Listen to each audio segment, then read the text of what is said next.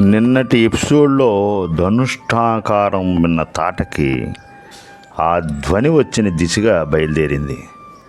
ఉగ్ర రూపిణిగా కదలి వస్తున్న ఆ తాటకిని చూసి రాముడు అంటున్నాడు, తమ్ముడు చూశావా, ఎంత వికారంగా మరింత భయంకరంగా ఉందో.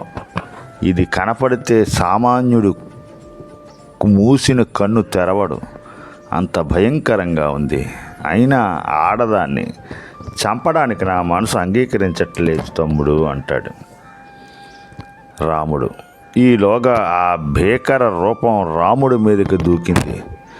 విశ్వామిత్రుడు ఒక్క హోంకారం చేయడంతో తాటకని నిలువరించి రామలక్ష్మణులకు మంగళాశాసనం చేశాడు. ఇంతలో తాటకి తన విద్యతో ధూళి మేఘం కమ్మించింది, శిలావర్షం కురిపించింది. ఆ వర్షాన్ని రాముడు నిలువరించాడు. తీవ్ర క్రోధంతో విశాలమైన చేతులు చూసుకుని మీదకు రాబోయింది.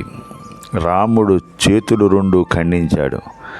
లక్ష్మణుడు దాని ముక్కు చెవులు కోసేశాడు. మళ్ళీ రాళ్ల వర్షం కురిపించింది. చూశాడు విశ్వామిత్రుడు. రామా, ఏమిటి నీ సందేహం?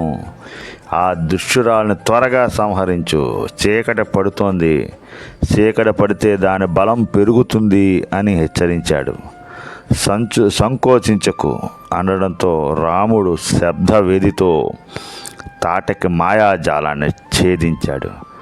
ఒకే ఒక నిశిత శరంతో దాని గుండె చిన్నాభిన్నం అయ్యింది, మహావృక్షంలా కూలిపోయింది. ఈ రకంగా తాటకి శకం ముగిసిపోయింది. విశ్వామిత్రుడు రాముణ్ణి దగ్గరగా తీసుకుని ఆశీర్వదించాడు. ఆ అర్ధరాత్రి వారంతా అక్కడే విశ్రమించారు. తాటక సంహారంతో సర్వ ప్రాణికోటికి సుఖశాంతులు ప్రసాదించిన రాముణ్ణి సమాజం ప్రశంసించింది. రాముడు పరాక్రమంతో సంతోషించిన విశ్వామిత్రుడు తన వద్ద ఉన్న అస్త్రాలన్నీ అనుగ్రహించాడు. ఆ అస్త్రాల అనుగ్రహం వచ్చే ఎపిసోడ్లో చూద్దాం. సబ్స్క్రైబ్ చేయకపోతే సబ్స్క్రైబ్ చేసుకోండి.